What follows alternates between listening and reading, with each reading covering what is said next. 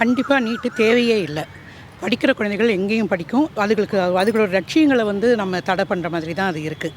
எல்லாருக்கும் அவங்க கம்பேர் பண்ணக்கூடாது. ஒரு ஸ்டூடெண்ட் ஒரு கேப்பபிலிட்டி ஒருத்தவங்களுக்கு அவங்களுக்கு கடவுள் கொடுத்தது ஒரு கேப்பபிலிட்டி, இவ்வளோ கேப்பபிலிட்டி.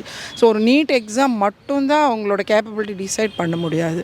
தவறு இல்லாமல் வச்சா, அதாவது குழந்தைகளை இவ்வளவு ஸ்ட்ரெஸ் பண்ணாமல் ஒரு எக்ஸாம், சாதாரணமாக ஒரு எக்ஸாம் எழுதுகிறோம், நம்ம வந்து பப்ளிக் எக்ஸாம் எழுதுகிறோம், இப்படியா எல்லாத்தையும் அவுத்து காமிச்சு தலைமுடியிலேருந்து எல்லாம் அவுத்துன்னு தான் வந்து எழுதணும்னு சொல்கிறது இல்லைல்ல.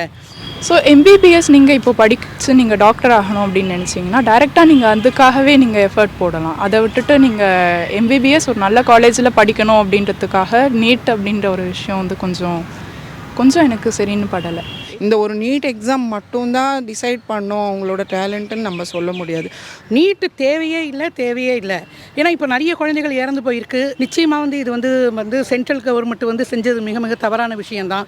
எல்லா ஸ்டேட் கவர்மெண்ட்டுமே இப்போ வந்து குரல் கொடுக்குறா.